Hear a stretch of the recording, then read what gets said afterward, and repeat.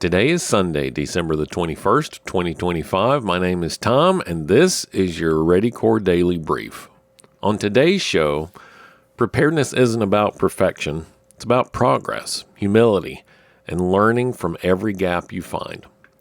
We'll get there in just a minute, but first, let's get you up to speed with the latest from your RISAT team and the Daily Sit Rep. This is your AmCon Daily Sit Rep for December the 21st, 2025. Up first today, a massive power outage in San Francisco has left about 130,000 homes and businesses without electricity, disrupting traffic and public transit systems. The blackout also stalled autonomous vehicles citywide, as streetlights went dark and the vehicles could no longer operate safely.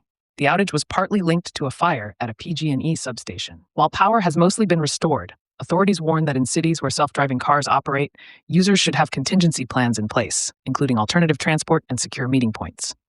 In other news, Director of National Intelligence Tulsi Gabbard has issued a stark warning regarding Islamist ideology at a prominent conservative event, highlighting it as a threat incompatible with Western freedoms.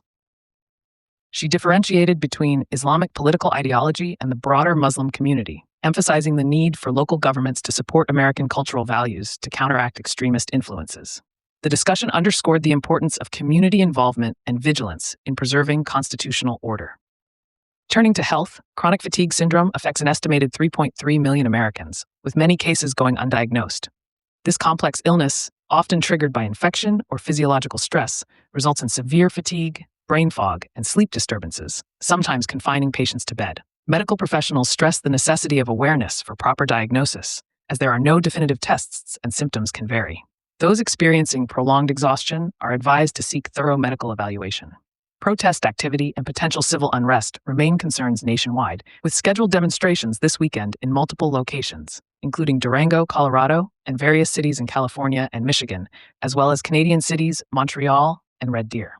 Authorities and residents are urged to maintain situational awareness, plan escape routes when attending public events, and report suspicious activities promptly to ensure safety during the holiday season.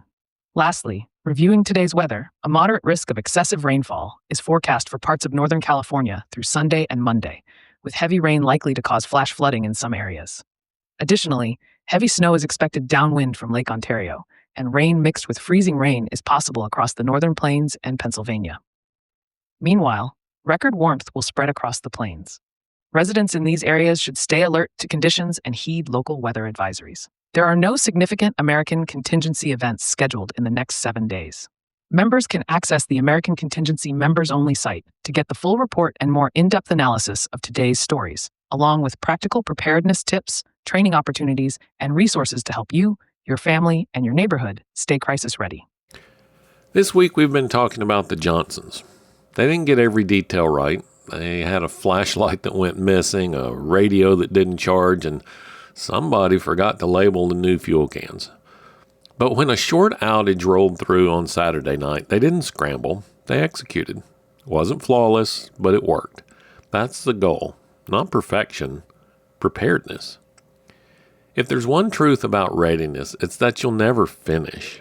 There's always another skill to learn, another piece of equipment to test, another lesson waiting in the next challenge. But that's not a flaw, that's the point. The confidence you gain from preparedness comes from the practice, not the end of a checklist. Every gap you close makes you a little more capable, a little more confident, and a little more connected to the people around you. Perfection is a myth that burns people out. Progress, that's what builds communities that last. This is why we train, this is why we check our gear, it's why we show up for each other. Not to be invincible, but to be ready enough to keep life moving when things get tough.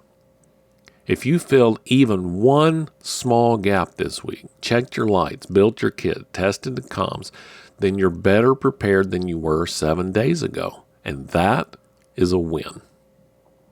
So today, take 5 quiet minutes and look back on the week. What worked? What didn't? Write it down, share it with your family, and make a simple plan for the next improvement. All right, tomorrow we'll shift gears into Christmas week with a new word, shared. It's not about gear or drills this time. It's about people.